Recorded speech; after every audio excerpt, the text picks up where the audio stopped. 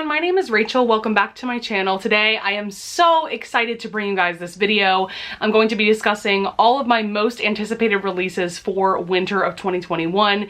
And when I say winter, I am going to be talking about January through March. So I am going to be wearing my glasses. I do apologize for the glare with my ring light, but I need to have my glasses on to see my computer screen.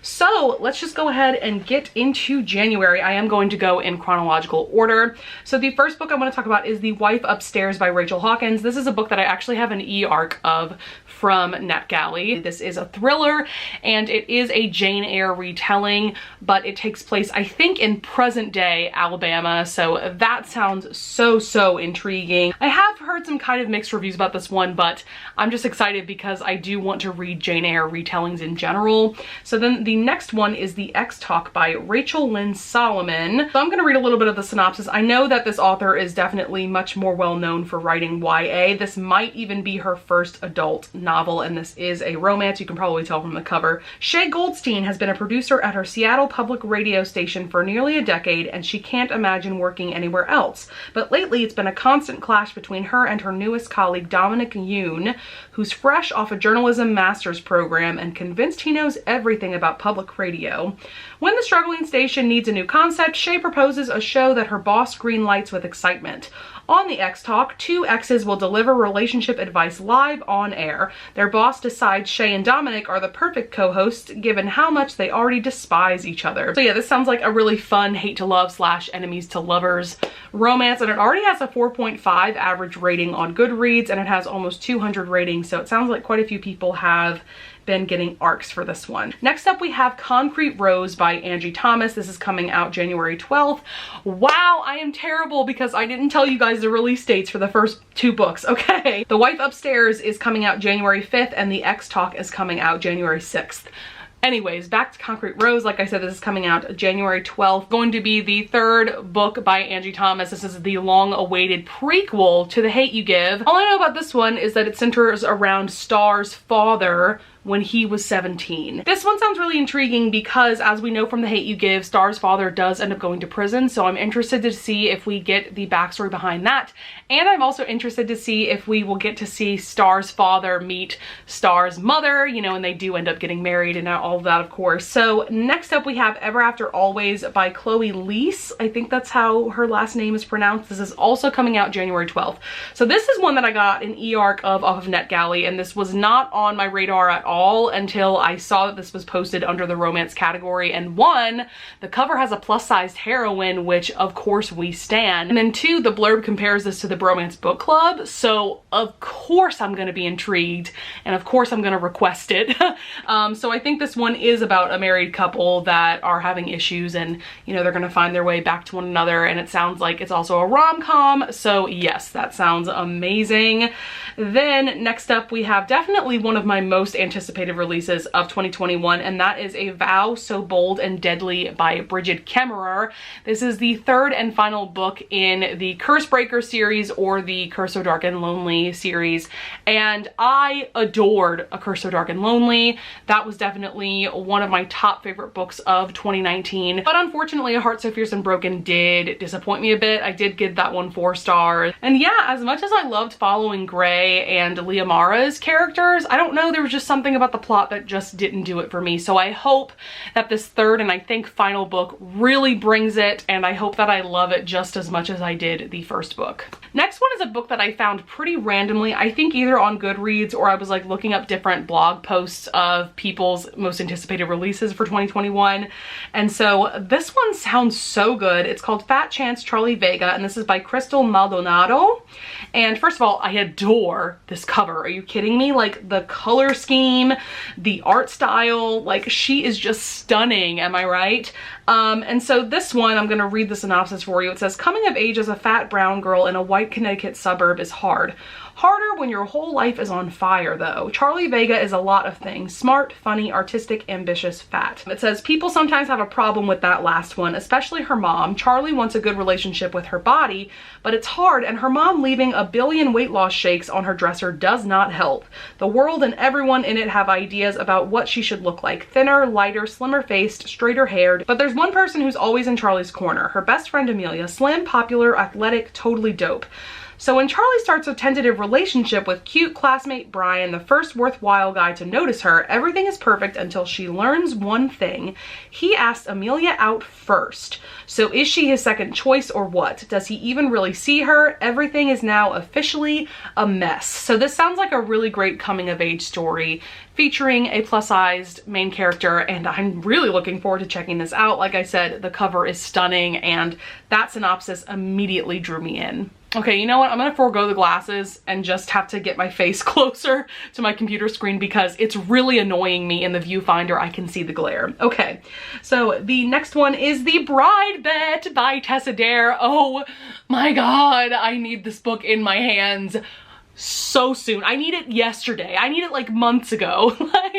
So this is the fourth book in her Girl Meets Duke series. This is the final book in that series, and this was originally supposed to come out August 25th, I believe, of 2020, and it unfortunately got pushed back to February 9th. Oh my God, I haven't been giving you guys the release dates. These books. What is wrong with me? Okay, Vow So Bold and Deadly by Bridget Kemmerer. That is coming out January 26th. Fat Chance Charlie Vega is coming out February 2nd. Okay, we are caught up. So Bride Bet is coming out February 9th. And like I said, I was devastated when I found out that this book was being pushed back several months, and I think it was mainly because of health issues that Tessa Dare was having.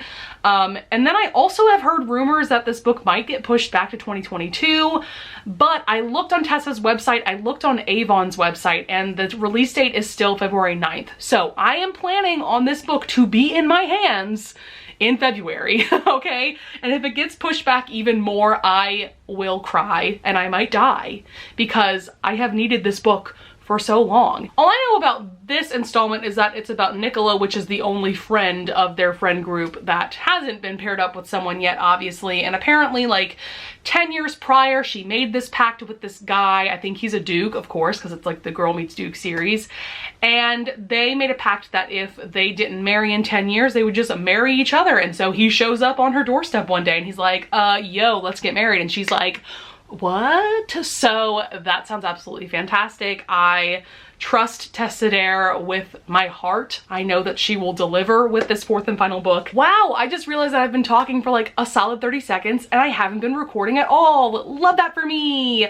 Okay, so we have a new release by Neil Shusterman. So of course he is the author of the Arc of a Scythe trilogy, which is probably one of my all-time favorite dystopian slash utopian science fiction series.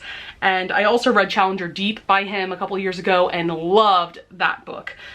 So this one, let's see, this one is about the limited ways we see our world and how a jolt out of the ordinary can upend the universe. All it takes is one hit on the football field and suddenly Ash's life doesn't look quite the way he remembers it. Impossible though it seems, he's been hit into another dimension and keeps on falling into universes that are almost but not really his own, each one stranger than the last. And if he isn't careful, the world he's learning to see more clearly could blink out of existence. Ooh, that sounds so interesting, and I trust Neil Shusterman at this point. So I have a feeling that this is going to be really well done. And this one also comes out February 9th. And then we have definitely one of my most anticipated releases of the year from one of my favorite authors of all time. We have A Court of Silver Flames by Sarah J. Maas. This is coming out February 16th, and this is the book that is the continuation of the Court of Thorns and Roses series, and this one is going to center around Nesta and Cassian. I'm sure there's a lot of other things going on in this story because this does take place in Prythian, which is a very interesting and complex fae world, and we of course are going to see our favorite main characters, you know, Feyre, Rhysand, and you know, Asriel and Morrigan and the whole gang. I'm really excited to get back into this series and see what Sarah J. Maas does with the story going forward. And I've heard that this series, I guess this like second trilogy, I'm not really sure how many books she's planning to write, but each book is going to center around a specific couple. So like I said, this one is going to be Nesta and Cassian. And yes, at first we all despised this cover. Of course, it just does not match the original covers at all. It just has a very different vibe that a lot of us are not a fan of. But the more and more that I look at it, the more I've gotten used to it and the more that I have come to appreciate it, because there is some really beautiful artwork going on. Next, we have A Dark and Hollow Star by Ashley Shuttleworth. This is coming out February 23rd. Okay, first of all, this cover is absolutely stunning. I adore the artwork. It says, the Cruel Prince meets City of Bones in this thrilling urban fantasy set in the magical underworld of Toronto that follows a queer cast of characters racing to stop a serial killer whose crimes could expose the hidden world of fairies to humans. Oh my god, that sounds incredible. Like, that alone just drew me in. I'm gonna read a little bit more. It says, choose your player, the ironborn half-fae outcast of her royal fae family, a tempestuous fury exiled to Earth from the immortal realm and hellbent on revenge. A dutiful fae prince determined to earn his place on the throne, the prince's brooding guardian burdened with a terrible secret. So it sounds like we're following 4 major characters and they're all queer. Are you kidding me? What is this? This sounds absolutely incredible. It says, for centuries the 8 courts of folk have lived among us, concealed by magic and bound by law to do no harm to humans. This arrangement has long kept peace in the courts until a series of gruesome and ritualistic murders rocks the city of Toronto and threatens to expose fairies to the human world. Okay, I'm sold. I'm sold. I might need to like pre-order a copy for myself because this is book 1 in a series, and like, what? This sounds like groundbreaking. This sounds like it will be the moment. So next we have Waiting for a Scot Like You. This is, I think, book 3 in the Union of the Rake series by Eva Lee. This is also coming out February 23rd. So I read Would I Lie to the Duke, which is book 2 of this series, I don't know, a few months back, and I really enjoyed it. So I definitely want to read more of Eva Lee's backlist, but this one sounds absolutely fantastic. I think there's an age gap between the 2 main characters, and I think that the hero is a dom, so that sounds absolutely fantastic. I know that this series is based off of 80s rom-com, so I'm not quite sure what this book in particular is based off of. But yes, I cannot wait to get this in my hands at some point. I unfortunately was rejected for the e-arc on NetGalley, but that happens. What are you gonna do, you know? All right, next we are getting into March. So the first one is Bridge of Souls by Victoria Schwab. This is going to be book 3 in her Cassidy Blake series. And if you don't know what this is about, we are following Cassidy Blake. This is a middle grade series, by the way. And basically she has a near-death experience, and now she can see both the living world. I mean, she is still living, so she lives in the living world, but she can also like peel back the veil and see ghosts and things like that. And so I've read the first 2 books, which was City of Ghosts and Tunnel of Bones, and they were both very solid middle grade stories. I'm really interested to see what city this takes place in, because the first one took place in Edinburgh and then the second one took place in Paris. So yeah, I'm definitely intrigued. I definitely think I'm gonna check this one out. Then we have Chain of Iron by Cassandra Clare. This is also coming out March 2nd. This is the second book in the Last Hour series by Cassandra Clare, of course. So this is a series that is a part of her Shadowhunter Chronicles. The most basic way I can think of describing this series to you is that we are following the children of the main characters from her Infernal Devices series, which also, of course, is part of the Shadowhunter Chronicles. That series is definitely my favorite by far in her entire Shadowhunter Chronicle universe, because I just think that her writing style kind of lends itself to a more historical setting. And so this one takes place, I think, in like the 1900s, 1910s. I think around like 1905, if I'm not mistaken, in London, England, of course, because that's where the first series that I talked about took place as well. But yeah, Chain of Gold was really solid in my opinion. I gave that one 4 stars. I adore the cast of characters that we are following in this series. Like, I need to protect them at all costs. They are all just such amazing characters to follow. So I'm interested to see the direction that the second book goes in. This was another cover reveal that at first a lot of us were not a huge fan of it. I think it's like the bugs. I think there's like a lot of moths on this cover, if I'm not mistaken. I haven't seen it in a while, but of course it's gonna be over here. But I do like the color scheme and everything. Oh my god, I'm so excited about this. This is gonna be book 1 in a brand new series by Joanna Shupe. I think a lot of you guys know at this point that Joanna Shupe has become one of my favorite historical romance authors. I have her Uptown Girls series right here on my shelves, and I adore all 3 of those books in the series. So this is called The Heiress Hunt. This is going to be book 1 in her Fifth Avenue Rebel series. Let's see, I'm just gonna read a bit of the synopsis. It says, Knickerbocker scoundrel Harrison Archer returns to New York to discover that his deceased father has bankrupted his estranged family. To save them from ruin, he's forced to quickly find and marry an heiress. For a matchmaker, Harrison turns to the one woman he wishes he could marry, his childhood friend and true love, Maddie, who once broke his heart and is now engaged to a duke. Oh my god, that sounds so good. Oh my god, I'm already getting emotional about that. Like, we love forbidden love. We love the angst. Like, Joanna Shupe is such a great author, and I have a feeling that this is going to be just as fantastic, if not even more fantastic than her Uptown Girls series. Next up, we have another March 9th release that is also a romance release that I am so excited about. This is Act Your Age, Eve Brown by Talia Hibbert. This is the 3rd and final book in her Brown Sisters trilogy. And this one sounds like it might be the best book of the series. So I'm gonna read a bit of the synopsis for you. Also, I did get an e-arc of this one off of NetGalley, and like, I need to make myself read this ASAP because it just sounds so good. Okay, so it says, in Act Your Age, Eve Brown, the flightiest Brown sister crashes into the life of an uptight B&B owner and has him falling hard, literally. Eve Brown is a certified hot mess. No matter how hard she strives to do right, her life always goes horribly wrong. So she's given up trying, but when her personal brand of chaos ruins an expensive wedding, someone had to liberate those poor doves. Her parents draw the line. It's time for Eve to grow up and prove herself, even though she's not entirely sure how. Jacob Wayne is in control always. The bed and breakfast owner's on a mission to dominate the hospitality industry, and he expects nothing less than perfection. So when a purple-haired tornado of a woman turns up out of the blue to interview for his open chef position, he tells her the brutal truth, not a chance in hell. Then she hits him with her car, supposedly by accident. Oh my god, that sounds absolutely incredible.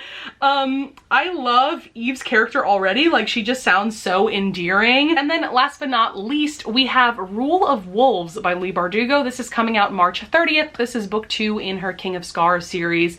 I don't know how many books are going to be in this series. I don't know if she's announced that. I mean, I think it's going to be at least a trilogy. I don't think it's a duology, but I could be wrong about that. So I don't know too much about this series because I still need to read King of Scars, but I know that we are following Nikolai Lantsov, who is the King of Ravka, and so we're following him and Ravka in general after the events of the Shadow and Bone trilogy, and basically this whole country is like decimated because of the events of that book. And so he's just kind of like trying to rebuild his kingdom, and I know that Zoya plays a very active role in this series as well. She was kind of more of like a minor character in the Shadow and Bone trilogy, but I think there's like a romance between her and Nikolai, so that sounds really good. All right guys, that's going to be it for my most anticipated releases of winter of 2021. Definitely leave a comment down below if you want to discuss any of these books, and also let me know what your most anticipated releases of 2021 are. Also, if you've made it this far into the video, I would love it if you would leave the star-eyed emoji in your comment. This is the picture of that emoji. So yes, thank you so much for watching. I would love it if you would leave a like and subscribe, and I thank you in advance if you do. And with that being said, I'll see you guys in the next video. Bye!